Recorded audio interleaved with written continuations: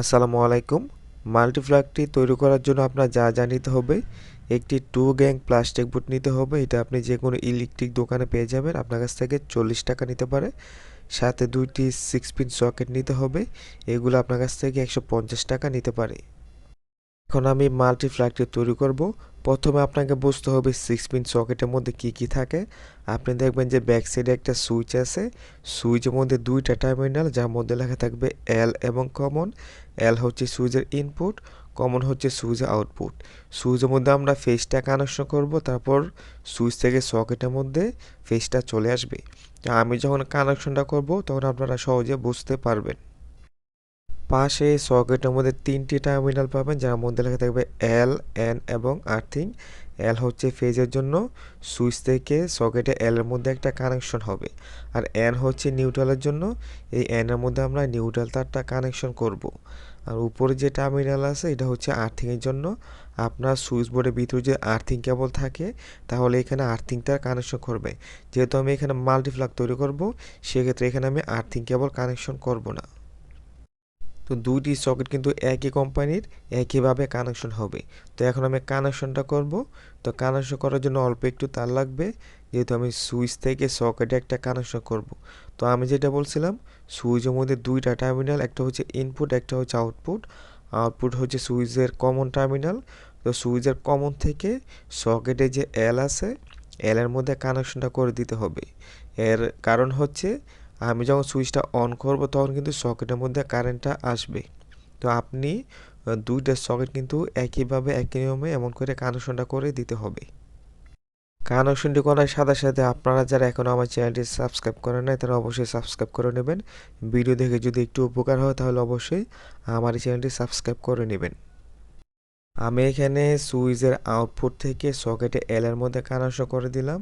আমি যখন সুইচের মধ্যে ইনপুট কানেকশন করব, সুইচটা অন করব, তখন কিন্তু সকেটের মধ্যে কারেন্টটা যাবে।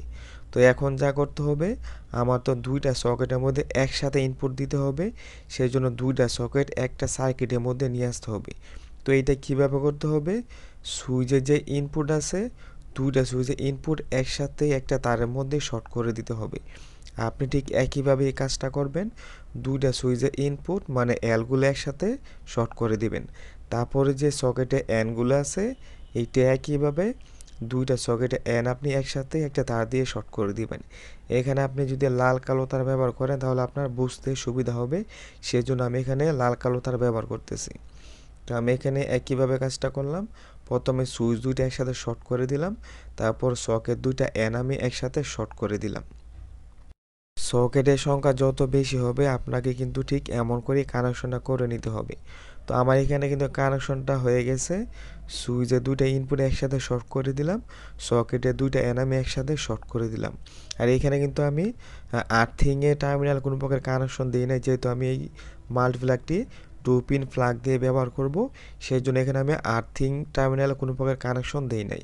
আপনার সুইচ বোর্ডে যদি আর্থিং তার থাকে সেক্ষেত্রে আপনি কানেকশন করে দিবেন। এখন আমি সার্ভিস তার কানেকশন করব। সার্ভিস তার এক পাশে আমি 2 পিন প্লাগ কানেকশন করছি, অপর পাশটা আমি মাল্টিপ্লাগে কানেকশন করব। তো সুইচ বোর্ডের ভিতর দিয়ে তারটা নিয়ে আসতে হবে। তো এইখানে দুইটা তার আছে, একটা হচ্ছে লাল, একটা হচ্ছে কালো। চাইলে আপনি এখানে কিন্তু জয়েন করে দিতে পারেন, লালটা লাল তারের সাথে, কালোটা কালো তারের সাথে। আর যদি আপনি চান যে এখানে আপনি জয়েন করবেন না, আপনি এখানে সুইচের সাথে কানেকশন করবেন, ওইটা আপনি করতে পারবেন। তো ওইটা কিভাবে করবেন, এখানে তো দুইটা সকেট আছে। তো দুইটা সকেটের যে কোনো একটা সকেটের সুইচে যে ইনপুট আছে তার সাথে আপনি লাল তারটা কানেকশন করবেন।